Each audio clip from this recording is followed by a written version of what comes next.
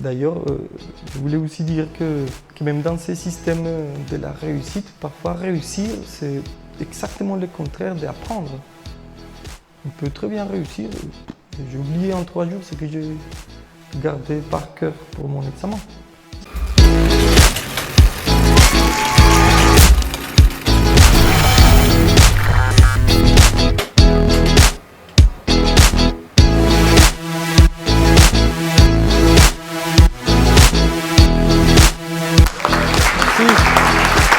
C'est bon? Merci Lionel. Merci à tous pour être là. Bon, je m'appelle José Alvarez. Je vais me définir d'abord comme une espèce de chercheur compulsif et un philosophe errant.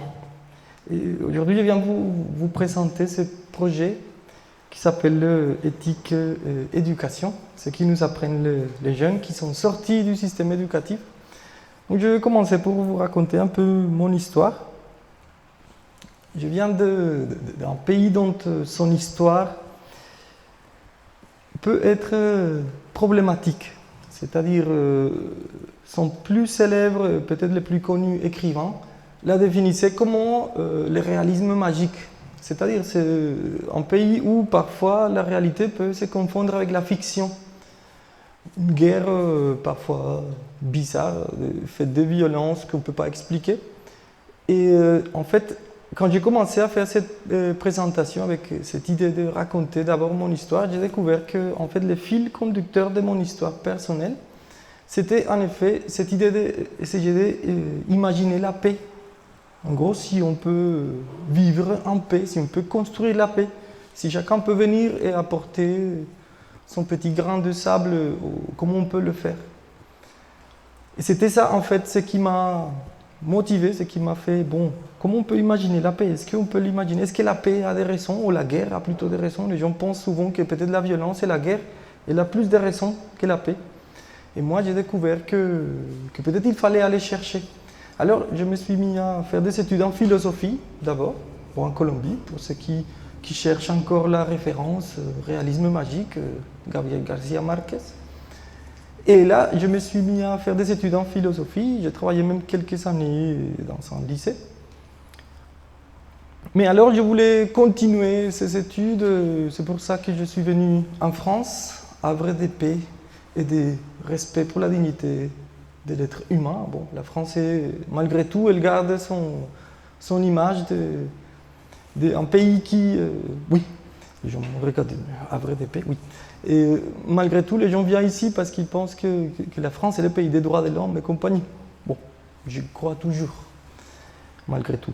Et alors, je suis venu en France pour continuer ces études en philosophie, mais très vite, j'ai découvert que les gens, quand je disais, je faisais un peu de philo, les gens ouvraient grand les yeux, ils faisaient un peu comme ça. Oh, philo, mais pourquoi philo? C'est quoi la philo? Alors je me suis dit, bon, la philo doit avoir quelque chose quand même d'intéressant en France. Alors les gens sont trop intéressés pour la philo. J'ai découvert que les gens ouvraient grand les yeux, un peu comme vous. Et alors, je commençais un peu la fac, ici à Strasbourg d'ailleurs. C'était ici où j'ai commencé les études en philo. Mais du coup, pendant mon master 1, j'ai commencé à découvrir que je ne comprenais pas grand-chose.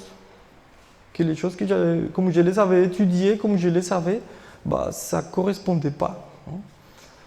Même un jour, une fois, il y a eu une enseignante qui m'a dit, quand elle me rendait un de mes rapports, je ne sais pas qu'est-ce que j'écrivais, même un sujet, elle me disait, messieurs, il vous faut surtout éviter les rapports anecdotiques. Éviter les rapports anecdotiques. Alors pour moi, ça c'était, j'ai dit, bon, alors ça, peut-être en France, on fait les choses autrement, on fait la philo à la française. Il fallait éviter de se rapporter à la réalité. En gros, j'ai découvert qu'il fallait... Tu vas faire une espèce de réflexion dans ta tête, mais cette réflexion ne doit pas être connectée avec la vie. Il faut que ça soit une autre chose. Alors, je n'ai pas trop aimé. Je n'étais pas trop convaincu. Je dis, non, mais il y a quelque chose qui ne va pas quand même.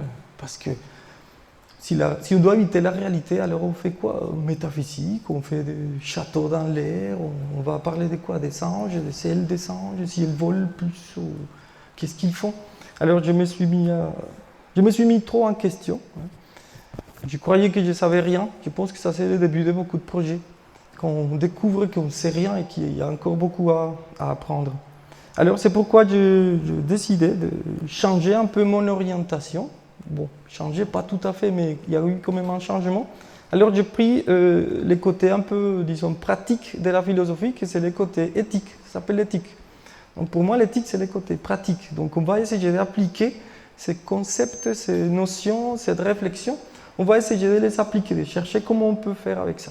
Alors je me suis mis à faire de l'éthique. Et c'est en faisant justement ces études en éthique que j'ai eu une idée, une fois que j'ai fait un stage dans un dispositif de deuxième chance, c'est comme ça qu'il s'appelle en France, c'est-à-dire un dispositif qui avait été créé pour des jeunes qui ont quitté l'école. Je suis allé, j'ai fait d'abord mon stage d'observation, donc je suis allé voir l'école de la deuxième chance, un autre dispositif qui s'appelle Parcours 2. Je suis allé voir comment ils faisaient et tout de suite j'ai compris qu'il fallait faire quelque chose, qu'il y avait un projet à créer là-dedans. Alors je pensais utiliser un peu de la philo pour des jeunes qui sont sortis du système éducatif. Et on a commencé à faire un peu de discussions, des débats avec eux. Et j'ai dit parce que finalement, avant de donner des contenus, avant de proposer une thématique, peut-être il fallait s'intéresser à la personne. Pourquoi cette personne est là? Qu'est-ce qui l'a amené à être là, à s'asseoir là? Un premier exemple, je vous donne déjà tout de suite. Par exemple, pour moi, une péripatéticienne, c'était une école philosophique. Les jeunes m'ont appris qu'une péripatéticienne, c'était une autre chose. De toute façon, ils avaient quelque chose en commun. C'est du grec péripatein, que ça veut dire se promener. Donc ça correspond à des gens qui se promènent. Alors, mon idée, en gros, c'était, comme je vous ai dit, essayer de chercher d'appliquer cette réflexion un peu abstraite, un peu bizarre, essayer de les appliquer dans la vie réelle et concrète, et pas seulement utiliser, surtout pas la philosophie, pour faire un peu des commentaires du cocktail. Vous savez, vous êtes avec un verre à la main, vous êtes avec vos select clubs d'intellectuels, qui finit toujours pour l'expression intellectuelle par excellence, qui est intéressant, très intéressant. Mais je voulais que ça aille plus loin que simplement très intéressant, mais qu'on puisse faire vraiment quelque chose pour les gens. Alors, dans ma perspective éthique, donc il s'agit avant tout de faire deux choses. La première, c'est essayer d'aider, de donner des éléments afin que, dans ces cas, dans les cas de mon projet, les personnes, les jeunes, ils puissent faire un zoom en arrière. Un zoom en arrière par rapport à la réalité. Parfois, on voit les choses seulement comme ça et on est peut-être stressé, en détresse, en souffrance, parce qu'on voit seulement les choses comme ça. Parfois, quand on regarde la réalité plus loin, on va voir que ça va. On va dire, parfois on peut se voir là dans d'autres pays, et après on revient en France et on dit, bon finalement en France ça va encore.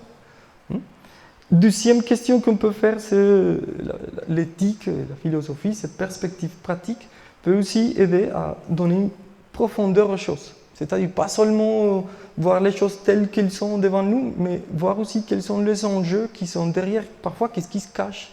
Parfois, qu'est-ce qu'il y a derrière? Quelles sont les intentions qui sont derrière? Alors, maintenant, je vais vous parler spécifiquement du projet. Et j'ai découvert aussi, avant de continuer, peut-être dans votre tête, ce que vous avez comme idée de philo et ce que j'ai dans la tête, c'est peut-être pas la même chose. Alors, je pensais qu'avant de présenter le projet, il fallait que je passe tout de suite à vous expliquer qu'est-ce que c'est la philo. Vous l'avez vu peut-être dans une image derrière, qui avait philo, mais écrit d'une autre façon. Je vais vous expliquer pourquoi et qu'est-ce que ça veut dire. Tout d'abord, j'ai découvert que les gens ouvraient grand les yeux, bon, pas parce que la philo fait dormir, comme déjà certains commencent à s'endormir, j'espère que ce n'est pas le cas, mais la philo, elle était au début dans les systèmes éducatifs, d'ailleurs, c'est la France et l'un des peu de pays en Europe qui a conservé la place de la philosophie dans les études secondaires. Mais alors la philo a cette fonction de consécration de cette parcours de chaque étudiant, de chaque élève. Il va consacrer, et ça se consacre spécifiquement avec l'épreuve qui va sanctionner en philosophie les bacs. Moi, je vais faire déjà une distinction entre deux choses. La première chose, c'est la philosophie un peu analytique. C'est un peu ça que vous avez à l'esprit quand je vous dis philo. Donc, une philosophie analytique qui utilise surtout les abstractions, abstractions qui ne sont pas tout à fait connectées avec la vie. Déjà, ça fait pas longtemps pour les bacs philo qui viennent d'avoir cette semaine, il y avait des gens qui se sont même plaints que les questions étaient trop difficiles, que ce sont des questions qui n'ont rien à voir avec la vie, avec ce qui se passe. Aussi, cette philosophie, cette façon de faire, c'est très très intellectuel. Et là, ces codes qu'il faut apprendre aussi, ce sont des codes, il faut maîtriser par exemple comment on fait un commentaire des textes, comment on fait une dissertation. D'ailleurs, cette enseignante-là, quand j'ai fait mon master en philo, elle était étonnée que je sois un philosophe ou que j'ai fait des formations en philosophie, mais que je ne savais pas faire un commentaire des textes. Comment il fallait le faire? Voilà, encore la philo à la française. Aussi, cette philo peut être un peu élitiste parce que la philo va être aussi après spécifique pour certaines filières. Bon, apparemment, ça va changer, j'espère pour des biens. Et elle se donne surtout comme un cours ou une leçon où c'est le prof ou l'enseignant qui a l'autorité qui va permettre aux élèves d'accéder au savoir. Il y a une autre courant de philosophie qui n'est pas tout à fait la même, qui est une philosophie qui s'appelle la philosophie pratique. D'ailleurs, il y a beaucoup de mouvements comme ça en France qui essayent justement de changer cette perspective et de l'utiliser un peu au plus large pour tout le monde, le public un peu démocratique. Alors on fait café philo, on fait débat philo, on fait un peu partout philo maintenant. Un peu. C'est aussi une pratique un peu plus spirituelle parce qu'elle cherchait aussi à aller plus profond, pas seulement des concepts et notions dans ta tête, mais aussi ta façon même de voir la vie. Il est aussi universaliste, comme je vous ai dit, c'est-à-dire il peut s'adresser à tout le monde, pas seulement à ceux qui sont équipés d'un point de vue académique ou intellectuel pour ça.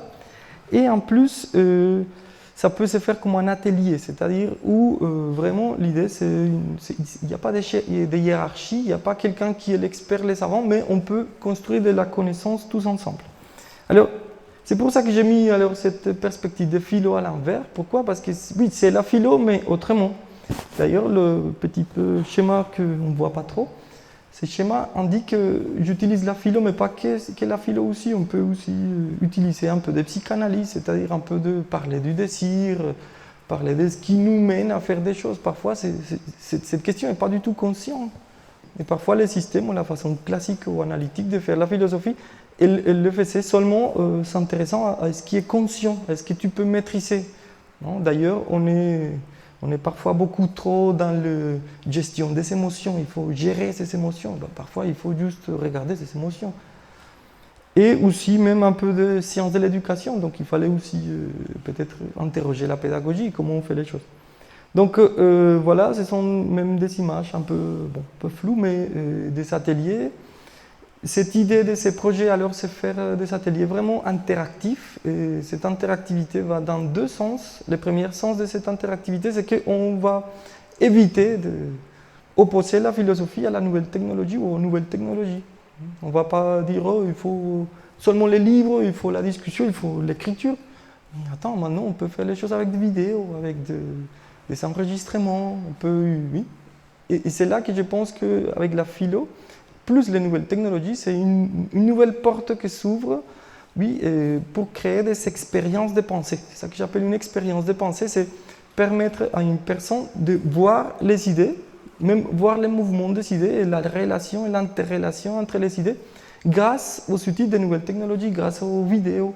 Alors j'essaie aussi de créer des présentations qui sont interactives, qui vont vous montrer une image, qui va vous faire penser à une chose, il faut faire attention à un détail, qu'on peut inclure des choses, et c'est à partir de là aussi qu'on peut créer de la philosophie quand même. Également aussi, il y a le tableau aussi, le tableau, il nous sert comme un outil pour garder la trace et même pour prendre le temps d'analyser les choses.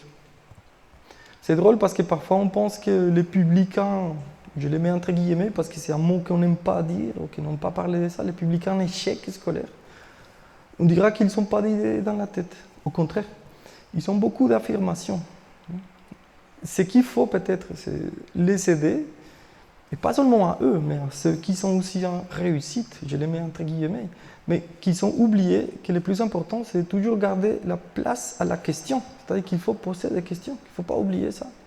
C'est super important, poser des questions. Poser des questions, c'est le début du savoir. Parfois, les gens, ce qu'ils ont dans la tête, ce sont des affirmations. D'ailleurs, je voulais aussi dire que même dans ces systèmes de la réussite, parfois réussir, c'est exactement le contraire d'apprendre. On peut très bien réussir. J'ai oublié en 3 jours ce que j'ai gardé par cœur pour mon examen. Mais bon, maintenant je vais juste vous donner quelques exemples de ce qu'on a fait en concret, quelques anecdotes d'ailleurs. Bon, on va parler des anecdotes. J'espère que la prof n'est pas trop fâchée contre moi, mais quand même. Une anecdote, c'est qu'une fois on faisait un débat sur la laïcité avec les jeunes. On essayait de parler, bon, c'est quoi la laïcité, messieurs? Souvent, ils ont la tendance aussi un peu à parler des concepts de religion. Les débats, ils prenaient une tournure un peu religieuse, un peu un débat. Et d'un coup, il y a un jeune qui s'élève, il me dit, messieurs, de toute façon, l'homme est supérieur à la femme. Bon, moi, j'étais fasciné pour cette idée, parce que pour moi, c'est une belle idée. Sauf que je ne savais pas comment la justifier. J'ai dit, bon, alors, ok, d'accord, mais en tant qu'homme, c'est bien de dire que l'homme est supérieur à la femme, mais comment tu l'argumentes, comment tu la justifies? Alors, il m'a donné une réponse plutôt théologique. Il m'a dit, mais si, parce que l'homme a été créé d'abord et la femme après. Donc, tout ce qui vient d'abord, c'est supérieur à ce qui vient après. Après, il m'a même argumenté, il m'a dit, écoutez, à la famille, les grands frères, les frères aînés, il est supérieur aux autres. On doit lui obéir, on doit faire ce qu'il veut. Bon, pour faciliter, le deuxième point aussi de l'interactivité, c'est justement que c'est dans l'échange avec l'autre et avec les autres, avec la tête même qui nous font les autres, et c'est ça qui va nous mettre en question, qui va nous permettre aussi de créer les liens dans la tête. Donc je lui dis, bon, ok, si cet argument est comme ça, donc alors ça veut dire que pour toi, par exemple, l'iPhone 4 est supérieur au 10. Alors là, il lui dit, non, monsieur, parce que le 10, il est forcément... Hein.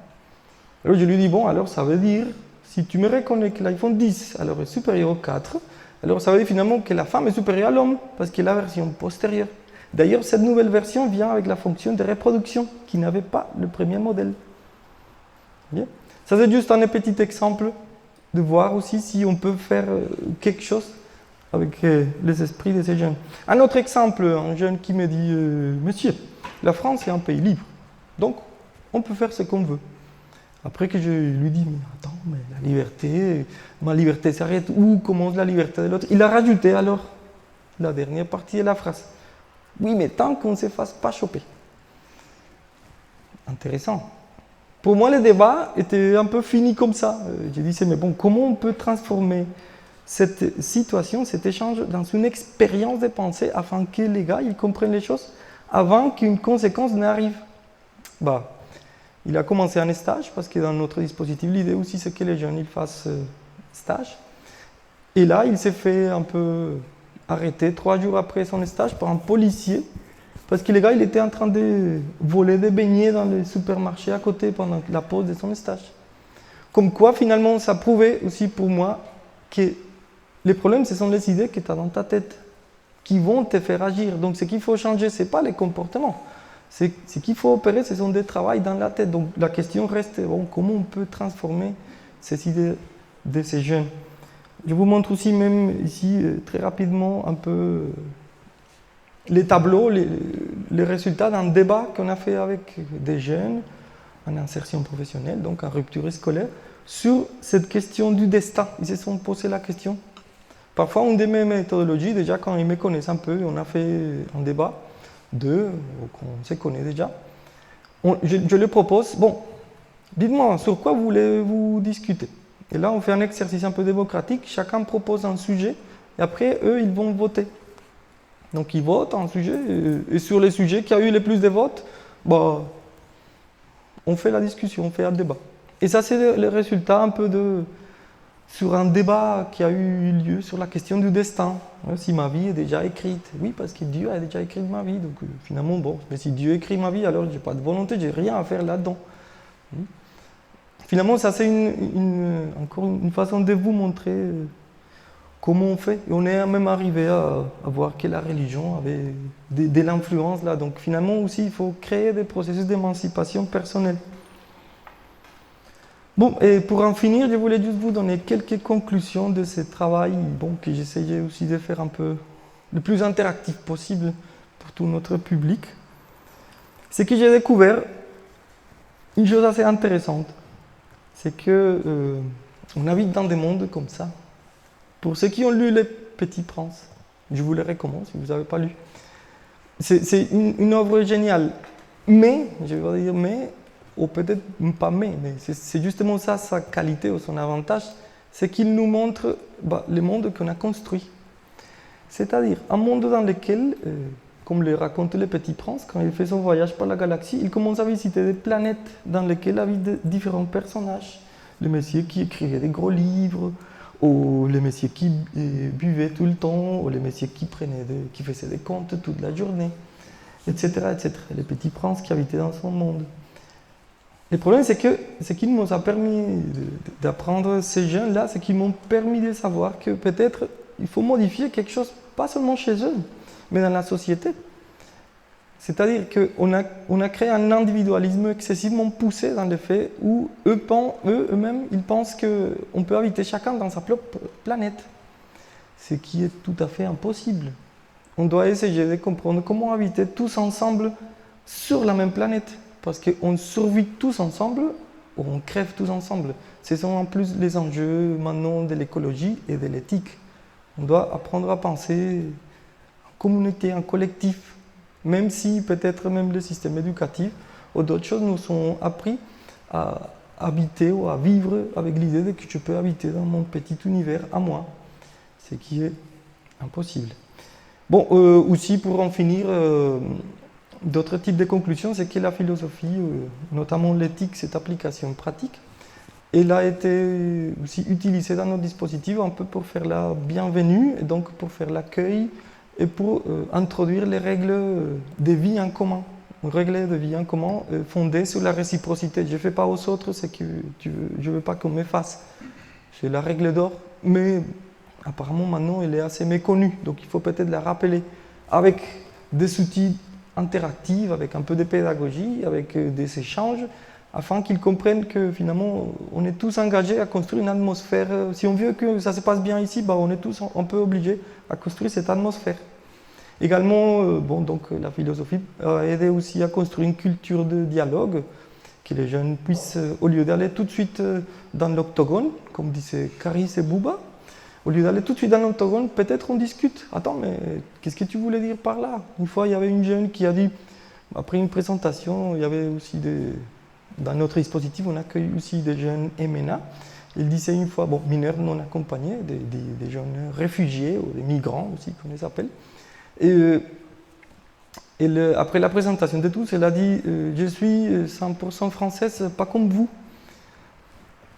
Donc avant d'aller la frapper tout de suite, attends, pose-toi la question, mais qu'est-ce que tu veux dire par cela? Peut-être la jeune, parce que pour elle, c'était, c'est normal, vous avez tous parlé que vous venez d'ailleurs, moi je viens d'ici. C'est une façon aussi d'affirmer sa différence. Mais les autres l'ont pris comme une agression, comme du racisme. Mais je pense que c'est là qu'il faut continuer avec cette culture de dialogue, de laisser le temps à l'autre aussi pour s'exprimer. Et aussi également dire finalement que ces ateliers, ce petit projet, il nous a permis aussi d'aider à la révalorisation individuelle de ces jeunes. Comme ce mouvement Maker le dit, on essaye aussi de réparer. Je vous ai dit ce qu'il fallait réparer, c'est de rapport à l'autre, cette question de que je vis tout seul dans ma petite planète. Et en même temps, justement, le mouvement Maker, il va aider à réparer. Il ne faut pas jeter, il ne faut pas écarter. Parce que comme je vous ai dit, où on arrive tous ensemble, on va tous crever sur la route. Ce n'est pas qu'il y a certains qui vont arriver. C'est ça qu'il faut commencer à changer dans nos esprits. Et donc ça a permis aussi une révalorisation individuelle de chaque jeune, parce qu'ils ont pu peut-être s'exprimer, donner leur avis, même si c'est un avis, à prime vue, peut-être absurde. Mais il faut prendre le temps pour l'analyser, pour le discuter, pour dire bon, ok, d'accord. D'ailleurs, je ne suis pas misogyne. Non, même je pense que je défends que c'est la femme qui est plus importante que l'homme, peut-être. Ou qu'on ait une certaine égalité et réciprocité. Bon, je vous remercie. Pour ceux qui veulent aller plus loin, il y a le site web dans lequel j'essaie de développer aussi un blog pour raconter toutes ces histoires, raconter un peu mes réflexions et raconter aussi en même temps, progressivement, dans la mesure où le temps le permet, et le contenu des ateliers et des discussions. Je vous remercie.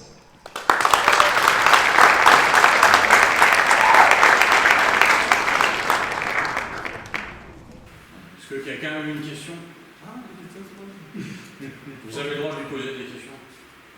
Ou pas. Hein. Si évidemment vous avez tous envie de passer par le site.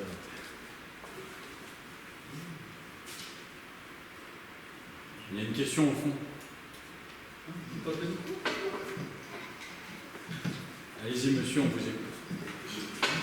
Alors c'est pas une question, mais c'est vrai que quand tu as postulé pour faire le show Meet the Maker, j'ai beaucoup apprécié ta première explication, et c'est comme ça que tu termines hein, ta conclusion.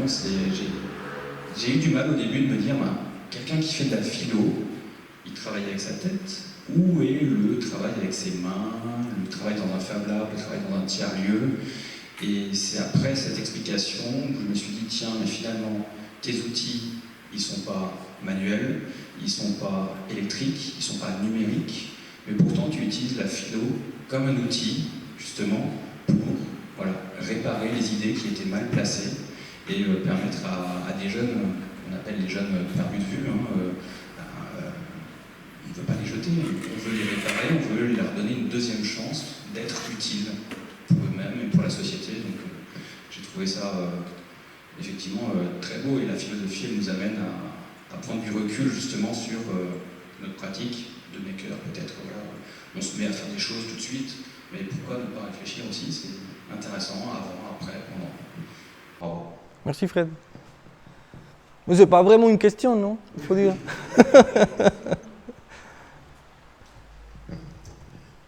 Bonsoir.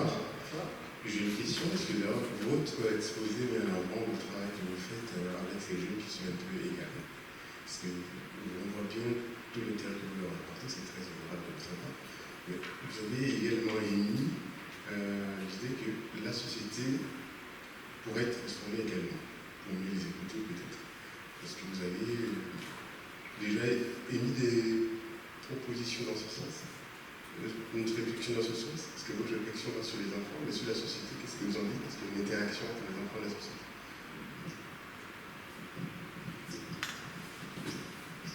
D'ailleurs, merci pour la question, c'est très pertinent parce que ça fait pas longtemps, on avait une discussion avec des collègues justement sur quelque chose que j'appelle la moralisation.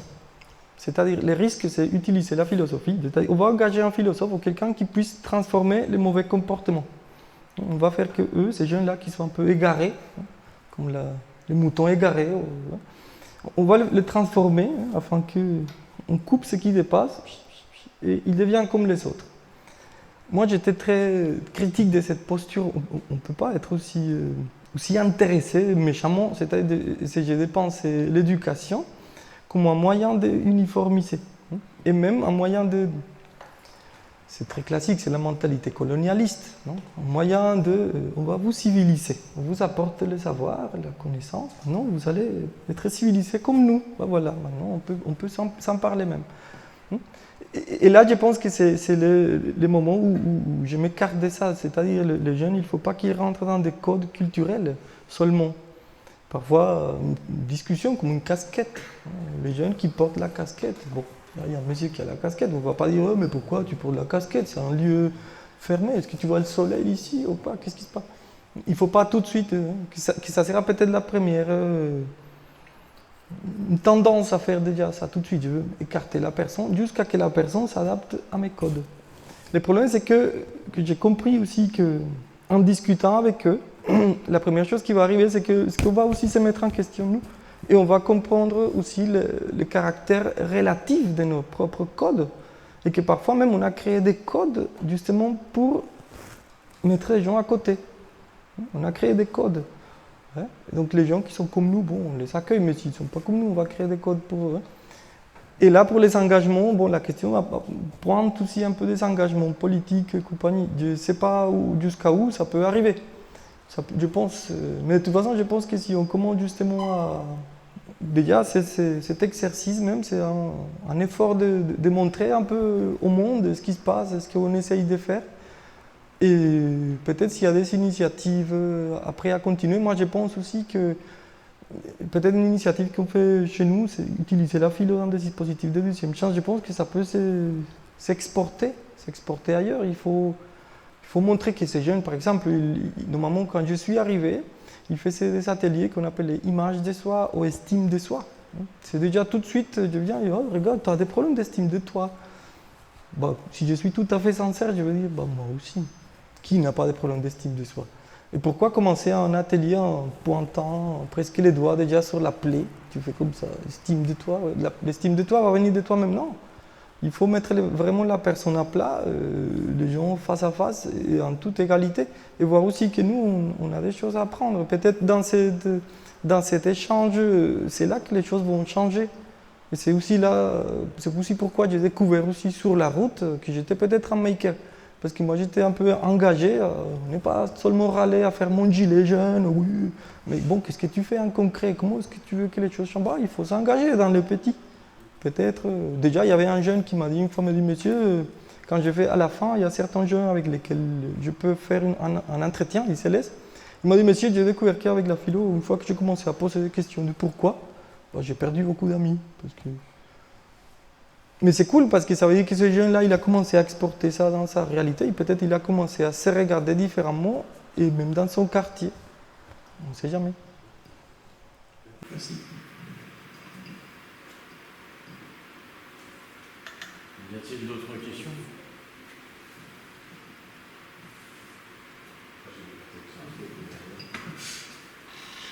C'est une question ou une remarque? Non, c'est pour rebondir parce que tu as parlé de moralisation et je me souviens d'un document que tu m'avais fourni de Ricoeur qui faisait la différenciation entre éthique et morale, où l'éthique c'est universel, c'est les questions, et la morale c'est les réponses. Et du coup les réponses dépendent des cultures. Et donc toi, en fait, le rôle que tu as, c'est de faire poser les questions. Et comment viennent les réponses? Tu t'attends qu'elles viennent d'eux-mêmes, et comment tu les orientes du coup?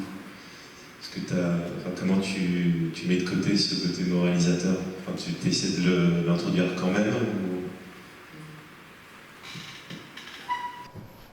Bon, et comme je disais tout à l'heure, ça c'est quelque chose d'assez compliqué. Oui. Et dans le concret, c'est vraiment très très fine la façon comme... Par exemple, une question c'est comment je distingue quelque chose de moralisateur de n'est pas moralisateur? La première chose, c'est jamais utiliser l'adjectif bon ou mauvais. Ça c'est quelque chose que j'essaye d'éviter à tout prix. C'est bien, c'est pas bien, ça il ne faut pas dire. Il ne faut pas que tu fasses ça. Je vais vous montrer une vidéo des choses qu'il ne faut pas faire. Ce sont des actions, des comportements qu'il faut éviter. Non. Donc là, je pense que, d'ailleurs, quand on discutait un peu sur la présentation de tout ça, je pense même que le dictionnaire d'un philosophe, quelqu'un qui fait des ateliers comme ça, il ne peut pas s'arrêter à certains mots. Il y a certains mots qui sont interdits. On ne peut pas parler, par exemple, des dieux. On ne peut pas... Non, ça ne se fait pas. Oui, on peut parler, on peut discuter, parce que finalement... Malgré tout, la France a proposé une idée de laïcité qui est très belle, dans laquelle on doit essayer de vivre ensemble indépendamment de ce qu'on croit chacun. Mais on se met d'accord sur une valeur commune de la vie en commune, du respect de l'autre, par exemple. Donc, pour moi, c'est clair, la première chose, c'est cette distinction, c'est éviter ces mots bien, mal. C'est déjà un jugement des valeurs. Et une autre chose que j'allais dire, que je commence à oublier parce qu'il y a trop de choses dans ma tête.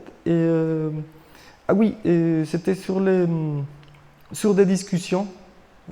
Je vais citer un exemple concret, l'exemple de la casquette. Est-ce qu'il y a un jeune qui vient avec une casquette ou avec un jogging, sa sacoche, un peu les préjugés classiques qu'on a des jeunes des quartiers? Qu'est-ce qu'on fait?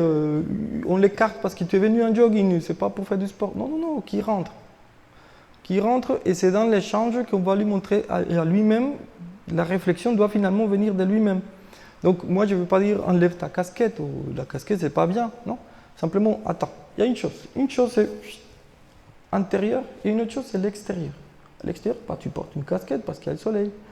À l'extérieur, tu te habilles comme ça. Mais à l'intérieur, tu fais une autre chose. Peut-être les jeunes à la fin, il va dire de lui-même, bon ok. Après, je comprends, s'il ne sait pas laver les cheveux, tout crade, bon, il n'a pas intérêt à enlever la casquette. C'est bon. Pour moi, ce n'est pas un problème. Mais c'est juste un exemple de ça, en concret.